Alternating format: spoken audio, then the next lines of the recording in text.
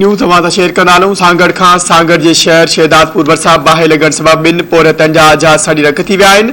ॻोठ मिर्ज़ा मरी में चुल्ह मां चिड़ंग लॻण सबबि शाहुल मरी ऐं मिर्ज़ा मरी जा घर सड़ी विया आहिनि। मुतासिर ॻोठाणनि मूजिबि बाहि लॻण सबबि घरनि में रखियल हंध बिस्तरा ऐं ॿियो सामान सड़ी रख थी वियो आहे। ख़बर जे हवाले सां नाज़रीन अव्हांखे आगाह कंदा हलूं या ब्रेकिंग न्यूज़ अव्हां सां शेयर कंदा हलूं। सांगड़ जे शहर शहदादपुर भरिसां बाहि लॻण सबबि ॿिनि पोरहतनि जा आजाद सड़ी रख थी विया आहिनि। ॻोठ मिर्ज़ा मरी में चुल्ह मां चिड़ंग लॻण सबबि शाहुल मरी ऐं मिर्ज़ा मरी जा घर सड़ी विया आहिनि।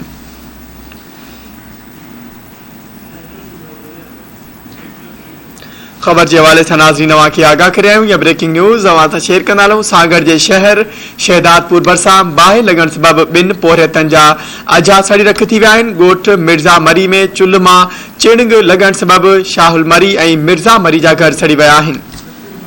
तफ़सील मालूम कंदासीं। रशीद मक्सी असां सां लाइन ते मौजूद है। जी रशीद, अपडेट कजो, वधीक छा तफ़सील आहिनि? जी, शहदादपुर भरिसां ॻोठ मज़ार मरी में ॿिनि पोरहतनि शाहल मरी ऐं मिर्ज़ा मरी जा जेके बाहि जी चुल्ह मां जेको बाहि लॻण जे करे ॿ घर सड़ी रख थी विया आहिनि। जी मां तव्हांखे ॿुधाईंदो हलां त हीउ शहदादपुर में ॿिनि ॾींहंनि जे अंदरि ही ॿियो वाक़ियो आहे जंहिंमें बाहि लॻण जे करे पोरहतनि जो ई नुक़सानु थियो आहे। अफ़सोस सां चवणो थो पए त जेका म्यूनिसिपल अमलदार आहिनि उन्हनि जी गाॾी ठीकु न हुअण जे करे वक़्त ते बाहि न विसाइण जे करे बि बाहि ते ज़ाब्तो न अचण जे करे पोरहतनि जो नुक़सानु थी रहियो आहे ऐं इंतिज़ामिया अञा ताईं इन शइ जो को बि हल कढी न सघी आहे। जी, अपडेट करण लाइ अव्हां जी वॾी महिरबानी।